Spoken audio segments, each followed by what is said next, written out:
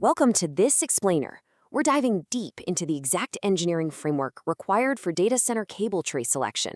Listen, if you're designing systems for dense power and low voltage runs, you already know the margin for error is essentially zero. Today, we're putting a massive focus on two absolutely critical areas: parsing the circuit type matrix and practically demonstrating the mechanics of fill ratio and load calculations. We're going to build this step by step, giving you a foolproof system moving forward. But right off the bat, I've got a question for you, one that constantly plagues facility managers and design engineers. What is the absolute most common retrofit issue in dense data halls?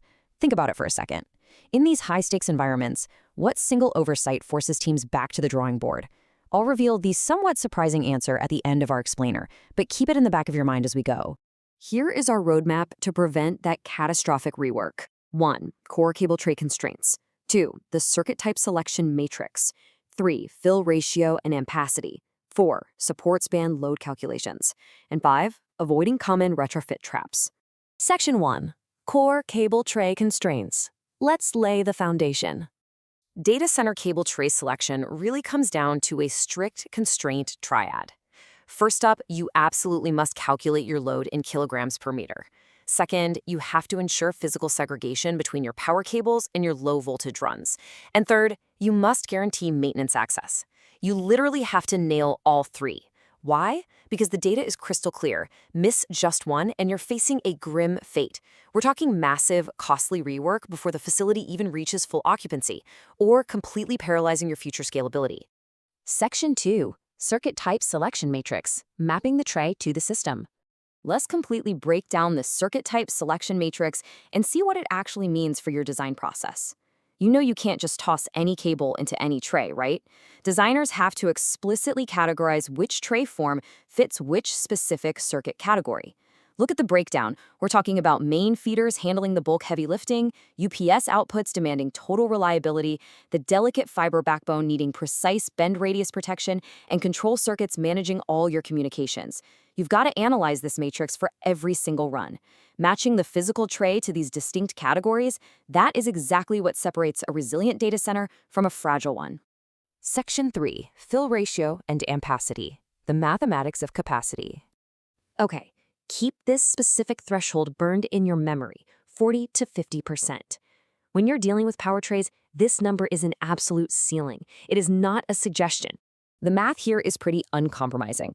If you hit a 45% filled capacity, that automatically mandates a 55% empty space requirement. Your fill ratio completely dictates your width selection when ordering trays.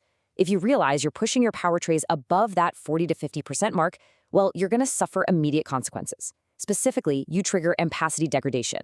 When these trays are overfilled, the cables simply cannot dissipate heat. That fundamentally degrades the safe current carrying capacity of your entire system. To properly demonstrate load calculation, you must size the width to ensure you stay well below this critical threshold. Section 4. Support span load calculations. Time for an engineering calculation. This brilliantly illustrates how a minor mechanical adjustment completely changes the physics of your allowable load. Normally, you might see a 3.0 meter support span, which is just a standard default limitation. But check out the difference. By simply shrinking that span from 3.0 meters down to 2.5 meters, you fundamentally transform the installation. The source materials actually highlight that this specific reduction often miraculously eliminates an entire allowable load design problem. It instantly gives you the structural integrity you need to safely carry dense power runs without violating safety codes or risking a failure over time. Section 5. Avoiding common retrofit traps. The #1 issue. So now that we've parsed the matrix and run the calculations, let's circle back to that provocative question from the start. What actually forces those massive retrofits? The shocking truth is that the #1 retrofit issue in dense data halls isn't power capacity at all. No way. Despite all the obsessing over megawatts and rack densities, the actual failure point usually traces right back to ignoring those very first rules we talked about. The ultimate trap is failing to adhere to fundamental segregation and maintenance access constraints. If your power and low voltage runs aren't separated, or if maintenance teams literally cannot reach the trays to add circuits later, you're going to be ripping out systems no matter how much power capacity you technically have. Now, these rigid constraints aren't just arbitrary rules. They are the exact real-world standards utilized by top-tier manufacturers like Xinma, specifically Shanghai Xinma Busway and cable tray. Because their gear gets deployed in heavy-duty environments ranging from rail transit to massive data halls, they have to strictly comply with international codes like IEC 6157, NEMA VE1, BSEN 50085, and JB 3121. When you stick to these standards, you're engineering for harsh reality, not just sketching lines on a blueprint. So, before you finalize your next design or sign off on some massive procurement order, I want to leave you with this provocation. Does your upcoming data center design truly pass the 3-constraint test? Have you accurately calculated the load based on support spans?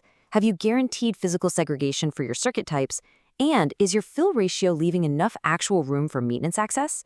If you can't definitively answer yes to all 3, well, it's time to take another look at the matrix. Thanks for joining me for this explainer. Now go make sure your facility completely avoids the retrofit trap.